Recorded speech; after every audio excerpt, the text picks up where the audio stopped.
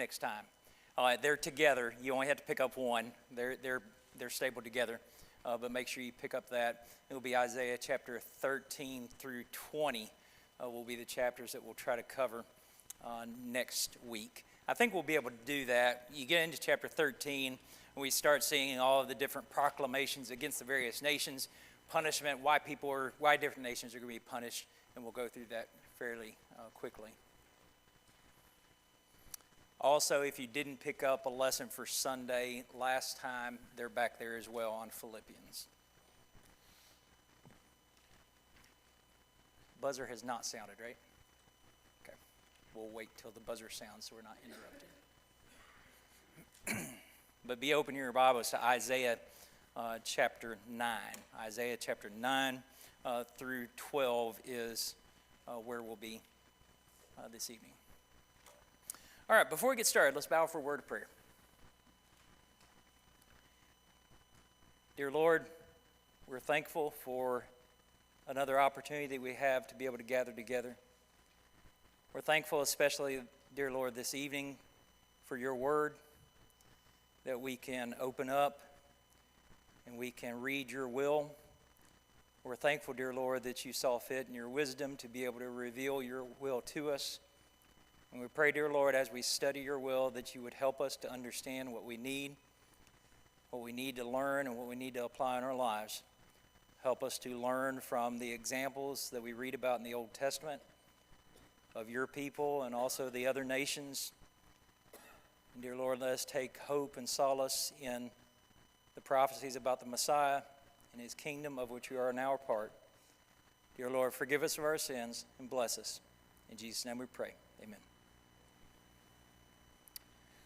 Okay, so here is what we're going to try to cover tonight. So chapters 9 through 12 of the book of Isaiah. There's a little bit of a summary, a brief glimpse of what we're going to cover in these chapters. So as with a lot of the lessons in the book of Isaiah, it's a mix. It's on one hand, we're talking about punishment and judgment. And on the other hand, we're talking about a remnant, and we're talking about hope, and we're talking about the Messiah.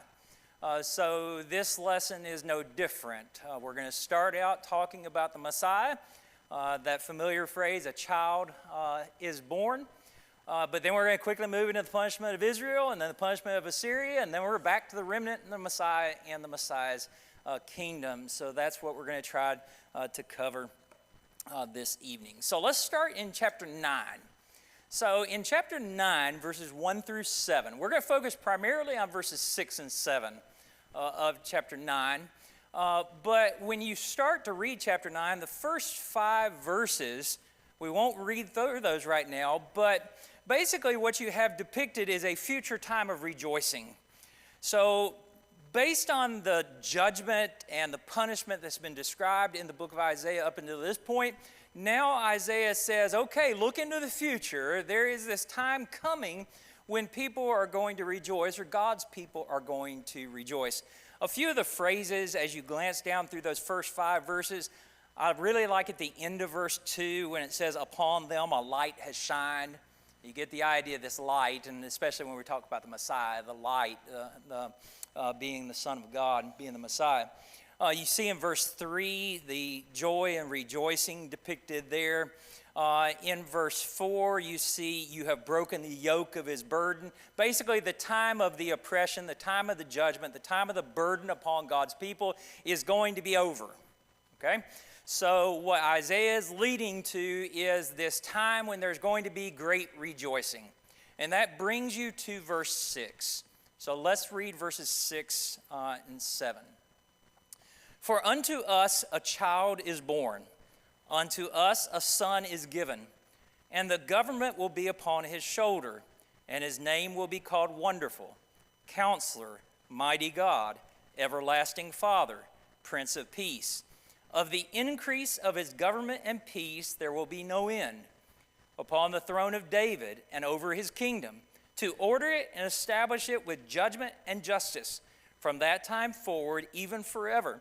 The zeal of the Lord of hosts will perform this. Okay, now what I want to do here is I want to ask the question, what do we learn about the Messiah from these 2 verses? Okay, we learn a lot about the Messiah from these two verses. So let's name those things one by one. So somebody tell me something we learn about the Messiah in these two verses. He's going to be born. Okay, we start there. Well, I mean, that really is a good thing. He's going to be born. And perhaps we learn just a little bit about the nature of his entrance into the world. A child is born, the son. So the Messiah is going to come that way, right? Somebody had their hand up for, yes, Bob?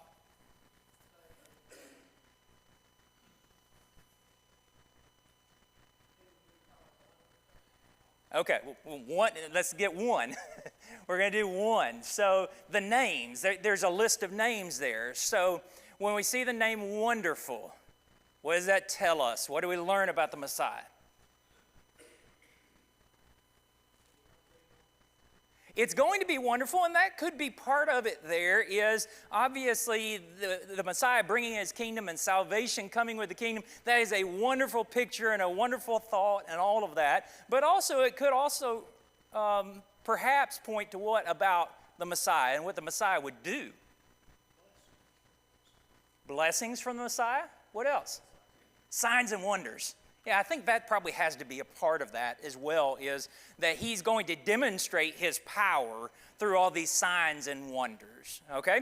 So far we have, he's going to be born, he's going to be a child, he's brought in as a son, one of his names is Wonderful. What else? Okay, well, we learned that not necessarily here, right, in this prophecy, but we do know that from other prophecies and then the fulfillment of this passage as we read in the New Testament. Okay, let's talk about the kingdom for a minute. We learn a little bit about the kingdom, right? First, the fact that he's going to have a kingdom would indicate what? He's a king. And with being a king, what does a king do? He rules. He has power, and he's going to rule. That's a very important part about the Messiah, right? He is king, therefore he's got authority. He rules over the affairs of men. And you mentioned everlasting kingdom. Of course, we're going to see everlasting through this a couple of times, but particularly about the kingdom is in verse 7. Upon the throne of David and over his kingdom, to order and establish it with judgment and justice from that time forward, even forever.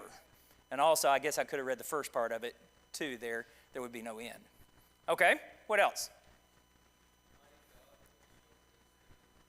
All right, so we see in the middle of those list of names there in verse 6, mighty God, his deity, right? The Messiah is God, and also mighty, speaking of the power, obviously, of God. What else? Prince of Peace. What does it mean that the Messiah would be the Prince of Peace?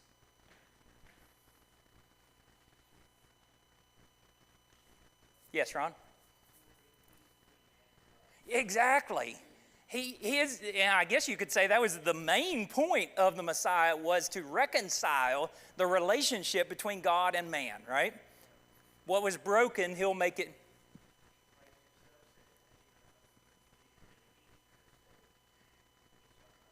A different type of peace, right? Exactly. Okay, what else? Last forever. Okay, he is everlasting. Okay, everlasting Father there. And I think the idea there of being a father is that perhaps referencing Jesus' role in creation. Everything was created through him. He fathered everything that we have. But I think the emphasis on the everlasting part, perhaps the deity as well. What else? What have we not mentioned? Counselor. What does it mean? What's a counselor? Guidance, advocate, has wisdom, can receive comfort, guidance, wisdom from him. Okay? Say that again. Advisor, right. Did we miss anything? Okay, where do we see specifically here? Okay, child. Yeah. And it's important to emphasize both the deity of the Messiah, but also the humanity of the Messiah as well. Okay, so that's what I want to do pretty quickly here. That obviously this passage is familiar to us because we see the fulfillment of it in the New Testament, right? And it's obvious then that what Isaiah is talking about here is Jesus coming in the flesh, the Son of God coming to this earth in the flesh. And there's a lot of things here. These verses are really good verses to come back to regarding a variety of arguments against Jesus, regarding he wasn't human, he wasn't God, and all of these different things. This is one passage where you could turn and show some of those things. I did notice one more thing I want to mention here is his kingdom. In verse 7, how would his kingdom, or what type of kingdom, how would it be established? Ordered and established with what? Judgment and justice. And I think really there's a kind of a theme throughout here about justice. One of the reasons that the people of Judah and the people of Israel were going to be judged is because there was no justice. They didn't treat people right. They took advantage of people. And one thing we hear perhaps contrasted to that is that the Messiah's kingdom would be one of justice, one of judgment and justice. And I think the fairness of that. Any other thoughts through verse 7?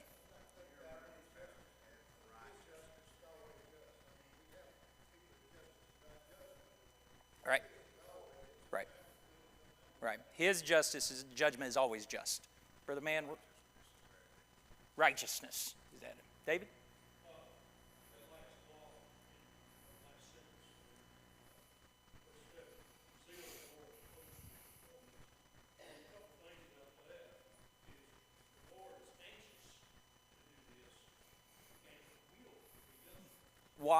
Why is he anxious about it? Why is he zealous about doing this? Right. And I think it speaks to his love for his people.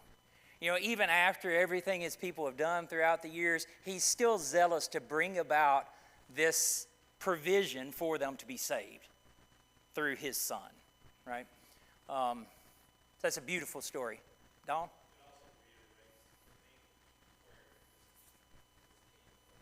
Right, the lineage, right, as well. There we see where the king is going to come from. We're also going to see that in chapter 11, verse 1, as well, coming from Jesse.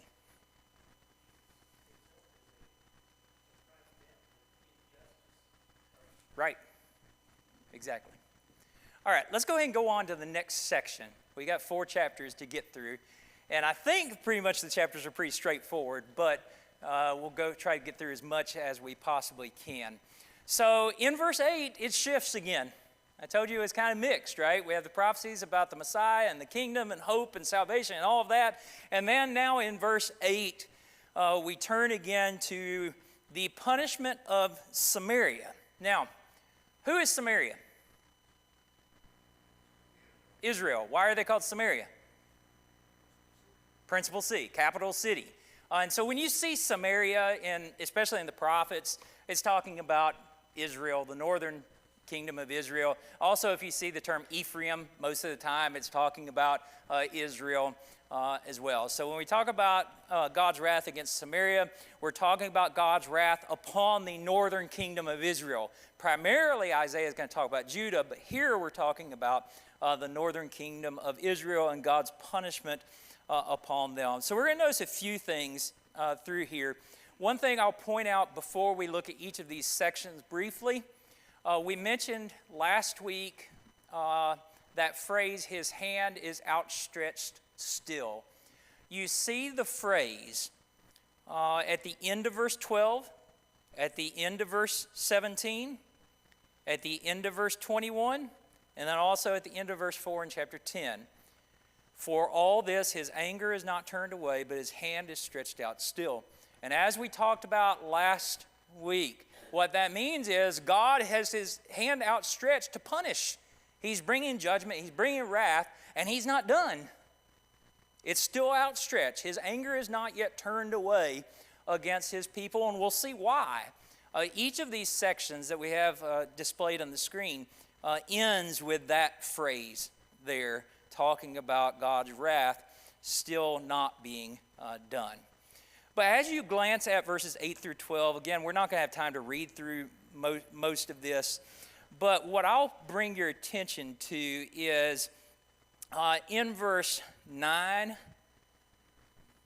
says, all the people will know Ephraim and the inhabitants of Samaria, who say in pride and arrogance of heart, the bricks have fallen down, but we will rebuild with hewn stones. The sycamores are cut down, but we will replace them with cedars. Well, stop right there. Here's the picture. The attitude that Israel was taking, they had already been punished. They were already feeling the wrath of God. And yet what their attitude is, we'll rebuild. I can't talk. Colby, it happens, right? We will rebuild better. You know, if it's broken down, we'll rebuild it with what? With cedars. We'll just replace it and we'll move on. We're not worried about any of this. That is all a display of the attitude of pride and arrogance. What should have been their reaction to the judgments that God had already inflicted upon Israel? Sorrow and repentance, right? But instead, they're like, we don't care. We'll just rebuild better. Okay? And so that's one of the reasons that God's judgment is not yet done. His hand is still outstretched. In verses 13 through 17, Brother Rader has it titled Defeat in Battle. There's some of that there, but I think my real focus is on perhaps a reason why they were being judged this way. Verse 16. What was a big reason on why Israel behaved the way that they did and why they were being punished? They had bad leaders. The leaders of this people cause them to err, and those who are led by them are destroyed. Now, I'll bring this back on the application at the very end, but what's a really simple application here?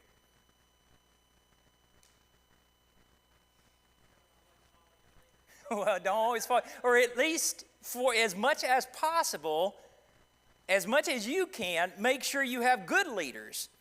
The point here is on the necessity of good leaders, right? If you have bad leaders, it's going to lead you in a bad direction, right? It's a really simplistic point, but it's a really important point. Ron?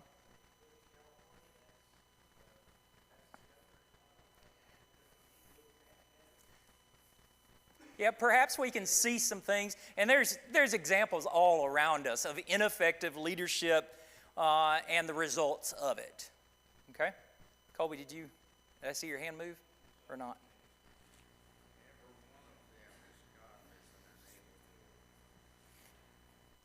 Right, in verse 17? Yes, everyone is a hypocrite and an evildoer. I think New King James reads there. Yeah, and back in verse 15, it describes the elder and the honorable, quote unquote honorable, and the prophet who teaches lies there, depicting their leaders. And basically, if you look at verse 14 and 15 together, God says, I'm going to cut off the head and tail from Israel. The head or the elder and the honorable, the tail are the prophets. God says, I'm going to execute judgment on these leaders. These people who should have been leading you in the right way, I'm going to execute judgment upon them.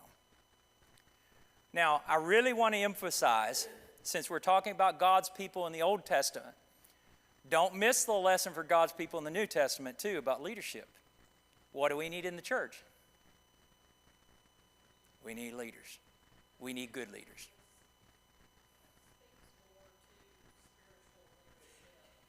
Yeah. Right. Yeah. Well, that's the primary point, right? The primary point about their relationship with God. And these leaders should have been cultivating that relationship and helping the people of Israel in their relationship with God, and they were doing the opposite, right? And obviously, then we carry that lesson over to us today, and we need to see that picture as well. Let me stop right here. Any comments? Not all of them followed the evil leaders. There were 7,000.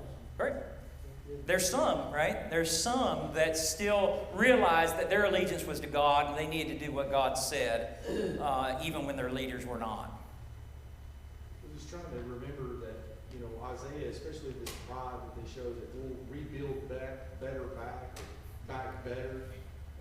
You see that in the book of Amos, and Amos 4 is very similar to Isaiah 9 here, where God dispenses his judgments upon Israel, but the repetitive phrase in Amos 4 is, "Yet you have not returned to me." Right.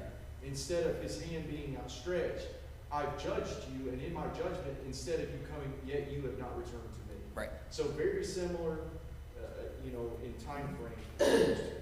Right. Very good. Any other thoughts right here? That's why it's so important that the sheep should be educated too, because blind leading blind, they're going to all fall in the ditch. Very good. So verses 18 through 21, really just a picture of the destruction of the wrath of God. Even in the midst of this wrath, wickedness is still rampant in picture. They're not getting the point, I think. And the point that should have been that they would return to God, but they weren't returning to God. The picture of the wickedness, when you look at verse 20, "He shall snatch on the right hand and be hungry. He shall devour on the left hand and not be satisfied. Every man shall eat the flesh of his own arm," and devouring in verse 21. Not a pretty picture there. Now, in chapter 10, concluding this section, in verses 1 through 4, let me make this one point here, and this will be kind of a side point. I noticed as I was studying for this that what I was reading from, the Bible that I was reading from, as I was reading online at Bible Gateway, it had a header at the top. Then the header said, "Assyria shall be broken," over verses 1 through 4. I hope that everybody knows here that those headers that are in your text are not in the original. So be careful about those headers. And the reason I say that here is that verses 1 through 4 is not talking about Assyria yet. Verse 5 starts talking about Assyria. But verses 1 through 4 is with chapter 9, okay, and talking about Israel.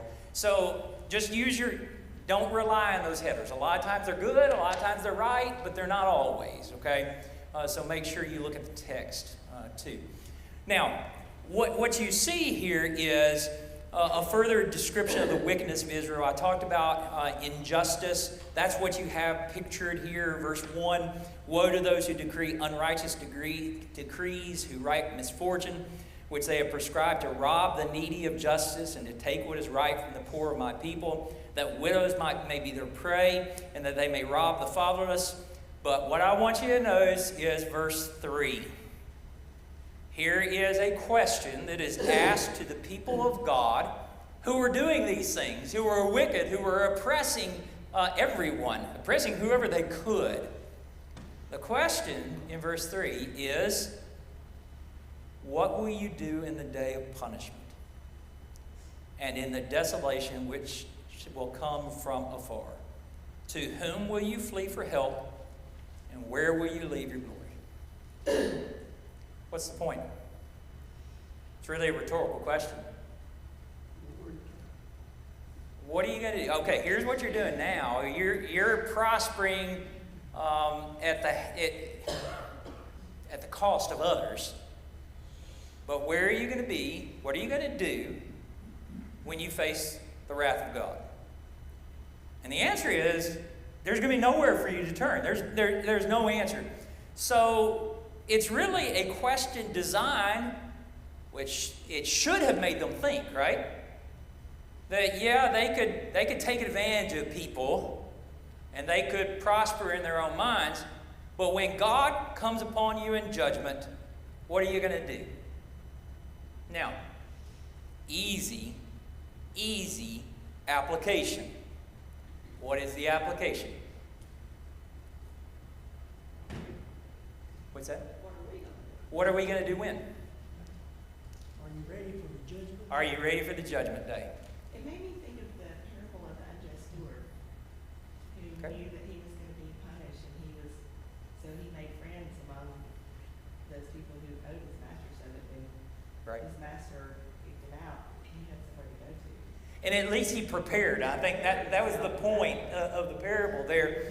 And our point here, the easy application is, we all know that we're going to stand before God in judgment one day. And the question is going to be, if we're wicked, what are we going to do in the day of punishment? What are we going to do in the day of wrath? And the point is, we won't be able to do anything.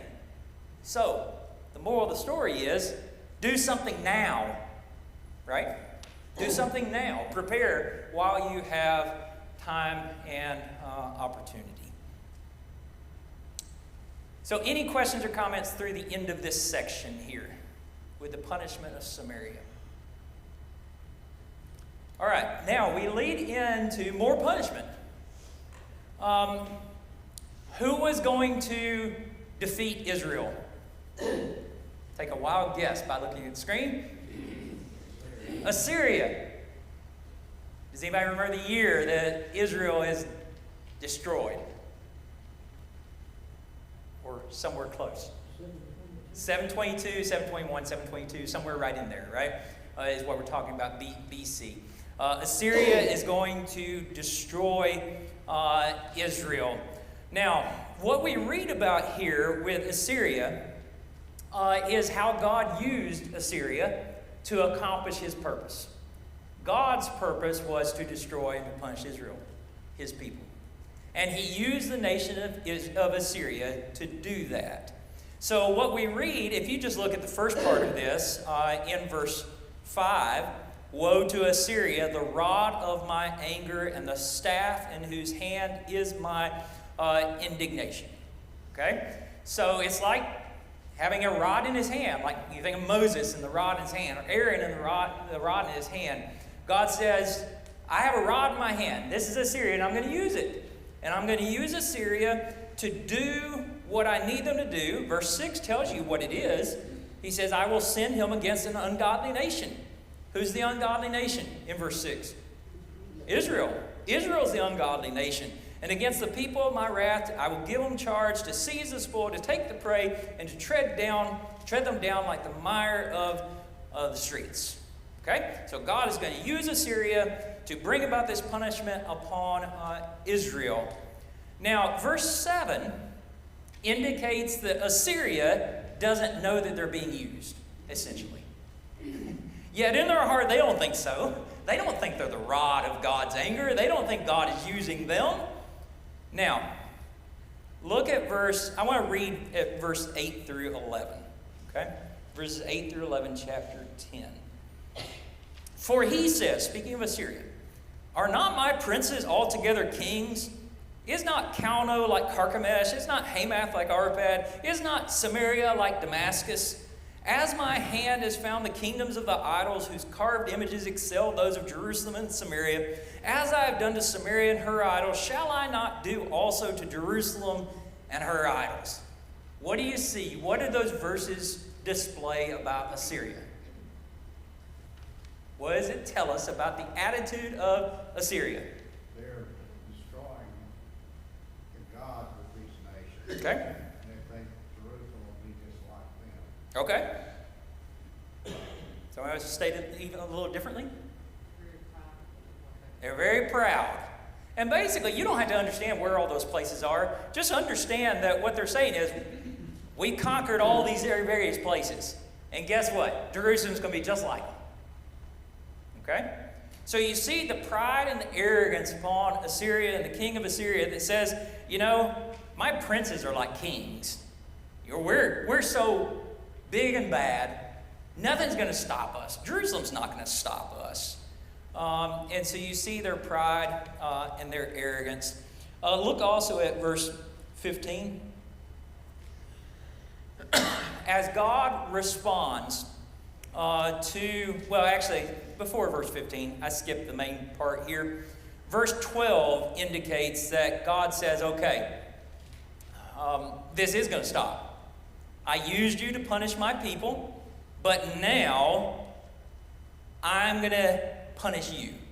Verse 12, therefore it shall come to pass when the Lord has performed all his work on Mount Zion and on Jerusalem that he will say, I will punish the fruit of the arrogant heart of the king of Assyria and the glory of his haughty looks. God says, I'm going to punish Assyria. Okay? Now, look at verse 15. as this, basically you have this response of God back to Assyria and how their attitude. And verse 15 says, "Shall the axe boast itself against him who chops with it? Or shall the saw exalt itself against him who saws with it? As if a rod could wield itself against those who lift it up, or as if a staff could lift up as if it were not wood." Somebody explain, what are we talking about? Assyria is just a tool in God's hands, right? A tool has no power in and of itself. Okay, if we go outside, now I'm not one, I don't do a ton of manual labor, I do enough to get by. But let's just say I took an axe and I went outside and I started hacking at that tree. Okay? And that axe is working and that tree falls down. Who did the work? Who caused the tree to fall down? The person who was swinging the axe. The axe can't talk back to the wielder of the axe and say, "Look what I did," right? It's an inanimate object. It's a tool. So the point here is that Assyria is the axe. They had no power in and of themselves. The axe could not pick up itself and cut down the tree without somebody wielding it, right? And so Assyria would have no power unless God gave them power, is the point. And God is illustrating that to them here. Yes? Wouldn't you also say that Assyria, back in verse 11, showed no respect for Jehovah, Oh, yes. God of Israel? I mean, he talked about the idols of the Israelites. Maybe they had idols, probably, but he didn't allow any room for God to have any power over them. Yeah, they would have just viewed Jehovah as the same as all these other idols that they had destroyed and conquered throughout these other battles, right? So yes, no respect for God at all.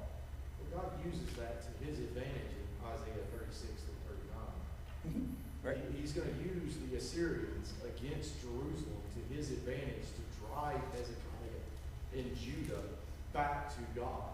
Right. And that's going to be the end of Assyria and the end of Canaan. Right. Yeah, we'll return to this. This idea of Assyria marching through the land and coming to Jerusalem, it's going to take an abrupt end, right? And so that's going to be a theme throughout the book. And we'll get to those historical chapters in verses 36 and 39. We see that story unfold there. We'll skip down to verse 20 here in just a second. I will point out just phrases that I like. Verse 17, "So the light of Israel will be for a fire and his Holy One for a flame." It's in the midst of talking about how the picture of Assyria being burned and the fire being for judgment. But the light of Israel, that's a different way that we would picture. If I asked you to think of what is the light of Israel, you're going to be thinking of Messiah in some glorious type of way. Here, the light of Israel is a fire, destroying and judging the people of Assyria. So what you have in verses 20 through 23 is you have a picture of a remnant or a promise of a remnant. I do want to read in verse 22. I'm going to read from the New American Standard because I think it makes a little bit more sense in the New American Standard here. Again, talking about remnant, even in this midst of they're going to be punished by Assyria, there is hope. God is going to save a remnant.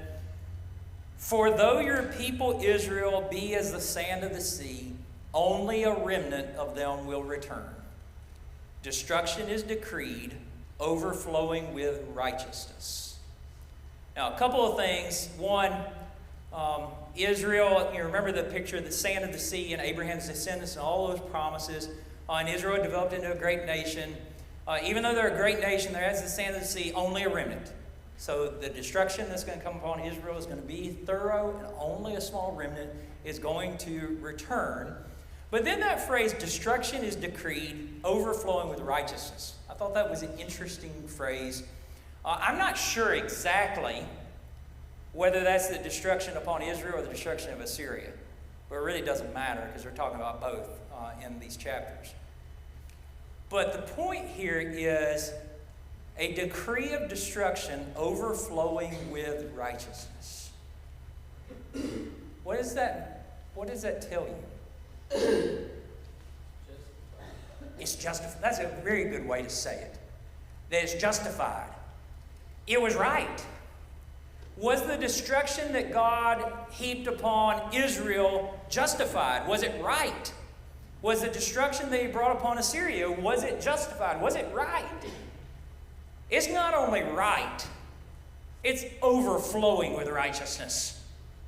It was the right thing to do. It was just and fair. So I thought that was a pretty interesting way to describe it there. Matthew, he promised it to them for hundreds of years. I mean, They had chances, they right? had many, many chances. Right. I think and especially going into next week in the judgments of foreign nations, God's judgment against the foreign nations never promised remnant. God's judgment of his people promised remnant. You know, the last census that we have of Israel is in Numbers 26, 601,730. The next census that we have, or at least a verifiable number, is in the return from captivity. It's at 42,000. You know, that's a small number in comparison to 500,000 men. So that, you know, God is faithful to his promises. And to that, I think we can gain great hope. Yep, very good. All right, I want to go ahead and we've got just a few minutes left, so I want to get through a little bit more of the material. I do want to point out here in verse 24 of chapter 10 that God addresses his people and says, don't worry about Assyria. Don't be afraid of them. They're going to strike you, yes, but I'm going to take care of it. It would just be verse 25. It's going to be for a little while, and then I'm going to take care of it. Okay, so you don't, especially to the people of Jerusalem, that promise is there that they're not going to be destroyed by Assyria. So chapters 11 and 12, and really chapter 12, if we don't get to it, is a very short chapter about praising God for his deliverance and his offer of salvation and all of that. Beautiful chapter, and I hope you read it. If you haven't, be sure to read it. But what we have in chapter 11 is we have more about the Messiah and his kingdom. You see in verse 1 familiar prophecy about the stem of Jesse and the branch. We've already referenced that in previous lessons. Verse 2 describes the Messiah. The Spirit of the Lord shall rest upon him, the Spirit of wisdom and understanding, the Spirit of counsel and might, the Spirit of knowledge and of the fear of the Lord. So if you take verse 2 of chapter 11 and combine it with verse 6 of chapter 9, you get a pretty good picture of what the Messiah and who the Messiah was going to be and how the characteristics of the Messiah there. And notice the Spirit of the Lord resting upon the Messiah and giving him power and so forth there. But what you have is you have this depiction of the Messiah's kingdom starting down in verse 6. Verses 6 through 9 are pretty interesting verses just describing peace. We've already talked about that peace to a certain extent. But you have all these pictures of the wolf and the leopard, or the wolf and the lamb lying down together, the leopard and the goat, and all those two things that wouldn't normally go together, but it's a depiction of peace here. Verses 9 and 10 describe the territory of the kingdom. The one main thing I want to point out is in verse 10, when it says, "In that day there shall be a root of Jesse, who shall stand as a banner to the people, for the Gentiles shall seek him, and his resting place shall be glorious." So what was the extent of the kingdom that's prophesied here? Who would be included? Gentiles. And this isn't the only time in the prophets that's referenced that the Gentiles would be a part of the kingdom. It would no longer be a kingdom of just the people of Israel, but it would include the Gentiles as well. Then the latter part of the chapter, verses 11 through 16, you have the picture of God protecting his remnant. In verse 16 is a phrase I thought was pretty neat, What you have here is you have the picture of the remnant. We think about the remnant primarily with the church, but remember the remnant was also the small part of Israel that would be saved and protected and come back even from Assyria. Verse 16, there will be a highway for the remnant of his people who will be left from Assyria as it was for Israel in the day that he came up from the land of Egypt. Comparing it to when they came out of Egyptian bondage, God will bring them back even from Assyria. Okay. Any questions in chapter 11? All right. In chapter 12, what you have is this hymn of praise.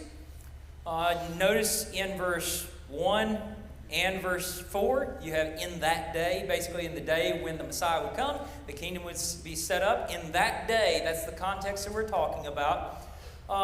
Verse 1, O Lord, I will praise you, though you were angry with me, and your anger is turned away, and you comfort me.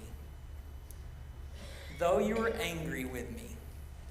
God was angry with his people, but what? It was turned away. Eventually, right? The remnant, and he still offered, even in this picture of judgment and justice and punishment and all of that, God still offers a path to salvation. I want to get to some of the application here, but there's really beautiful pictures here. The wells of salvation in verse 3. God is my salvation in verse 2 as well. And because of all that, God deserves praise. Now, I want to get to the application. This is the main part of all of this. What do we need to take from this lesson? The first thing I want you to think about is when we read about the Messiah and his kingdom, we need to understand that we are in that kingdom of prophecy. You know, the day that Israel looked for and dreamed for and hoped for, guess what? We're in it. We should feel some measure of specialness, right? Pride. Good pride, not bad pride. We're part of the kingdom. That should be something that's exciting for us. And we should realize how blessed we are. Number 2. Y'all can tell me where this comes from. Don't be stubborn. Where does this lesson come from in this? Where does this point come from in this lesson? They wouldn't change.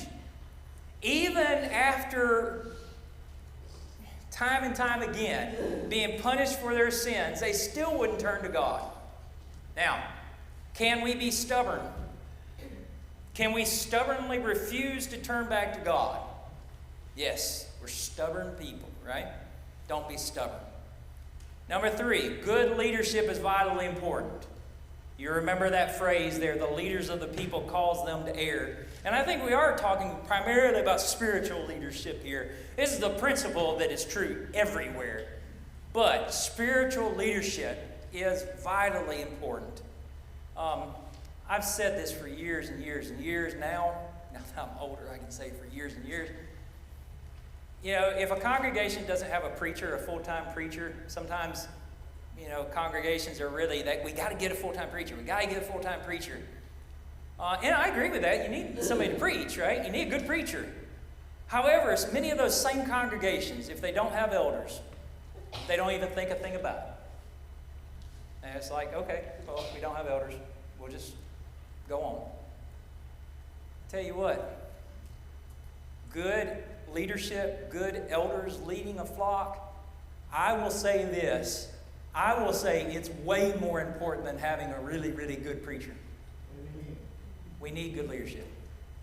Number 4, what will you do in the day of punishment? You remember that phrase, right?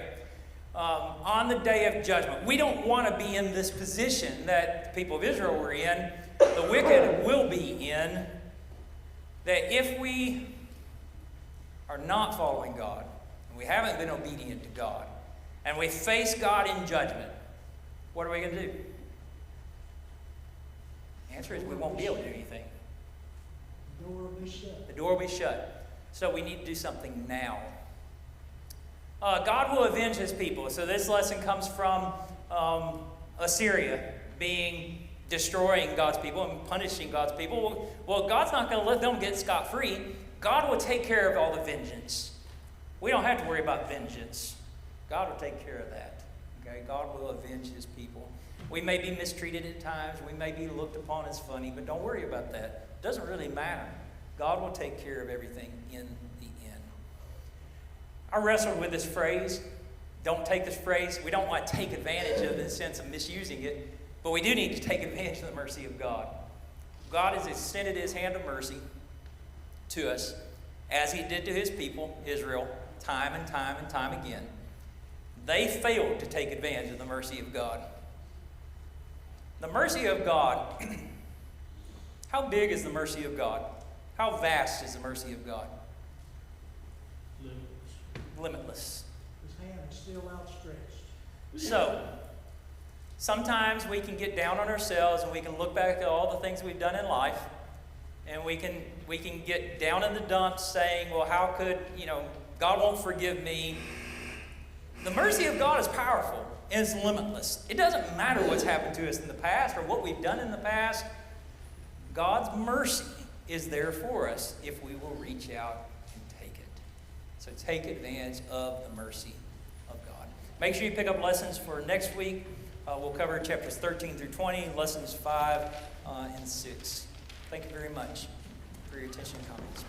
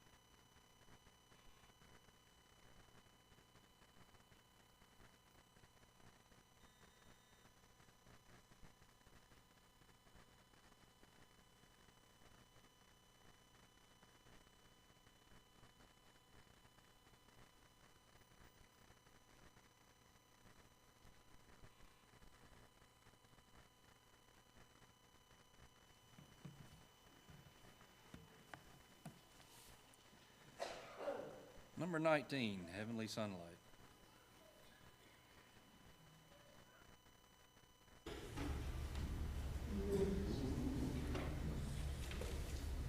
Walking in sunlight on my journey, through the deep vale, Jesus has said, I'll never forsake me, promising mine that never can fail. Heavenly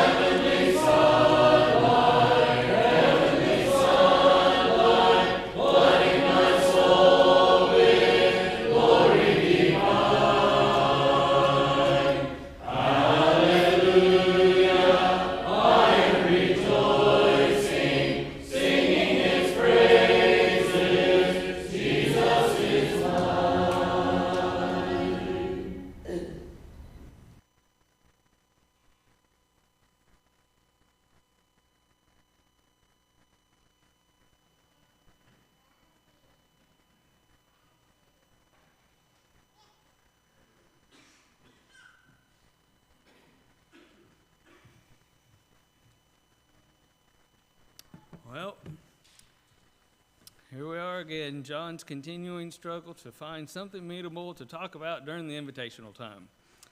But this time, I said to myself, Self, why don't you go talk about something you know about and enjoy? I said, well, that's blacksmithing.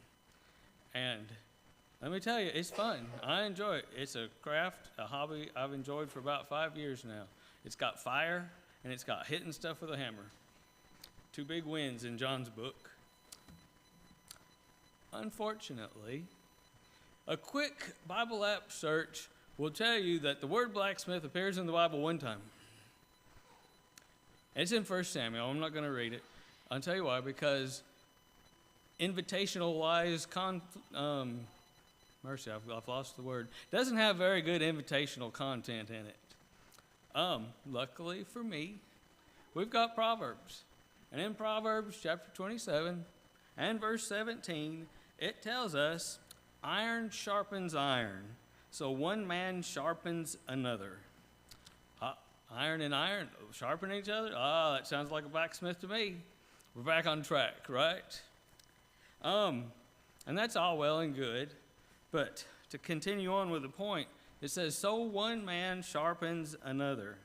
Why do we need to be sharpened? Well, I'll tell you, because if you'll take 2 pieces of iron and you'll sharpen them, you get something useful. You get a tool. Better yet, here's another win, you get a knife. Good times. And so I hope you ask yourself, well, John, how do we sharpen each other? Well, I'm going to invite you to turn to Colossians in chapter 3, and we're going to start reading in verse 12. And it says, so, as those who have been chosen of God, holy and beloved, put on a heart of compassion, kindness, humility, gentleness, and patience, bearing with one another and forgiving each other. Whoever has a complaint against anyone, just as the Lord forgave you, so also should you. Beyond all these, put on love, which is the perfect bond of unity. Let the peace of Christ rule your hearts, to which indeed you were called in one body, and be faithful. And finally, verse 16, we all know it. Let the word of Christ richly dwell within you, and with all wisdom, teaching and admonishing one another with psalms and hymns and spiritual songs, singing with thankfulness in your hearts to God. If that doesn't sharpen us, there's a whole slew of stuff in there that we can do for each other to help us be more Christian-like, or better yet, to be more Christ-like. And speaking of being Christ-like, in our Sunday morning class out here in the auditorium, we've been studying Philippians. And so I'm going to invite you to go to Philippians chapter 2. And we're going to start reading in verse 6. And talking about Jesus, who, although he existed in the form of God, did not regard equality with God a thing to be grasped, but he emptied himself, taking the form of a bondservant, and being made in the likeness of men. Being found in appearance as a man, he humbled himself by becoming obedient to the point of death, even death on the cross. So, like y'all know, Jesus died for us. And over in Hebrews, it talks about it a little bit in chapter 9, starting in verse 11.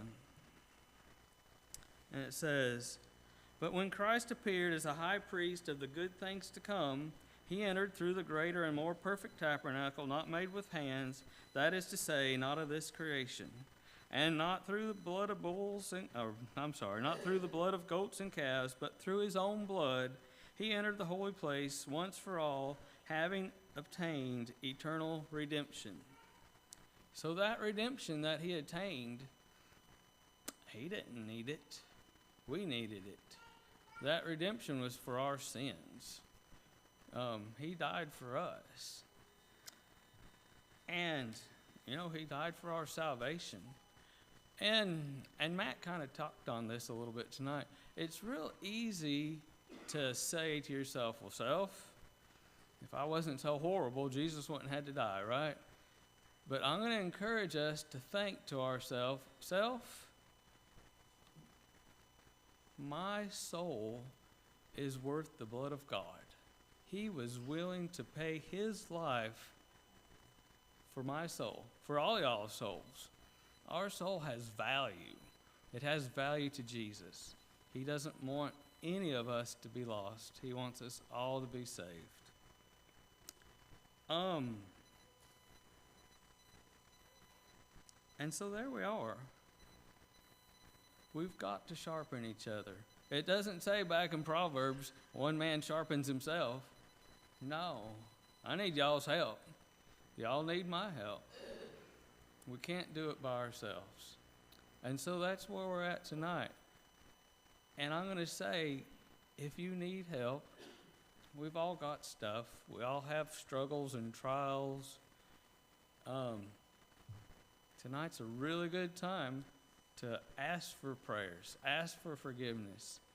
This is a whole bunch of folks that'll help sharpen you. This is a whole bunch of folks that love you, that'll pray for you. I tell you right there, that's power. That's the power of God. We've got to remember that. Also, look, if you've not put on God or Jesus through baptism, right now is a good opportunity. We don't ever know when we're going to get another one. So I'm going to ask you, please, if you have a need at this time, please come while we stand and while we sing.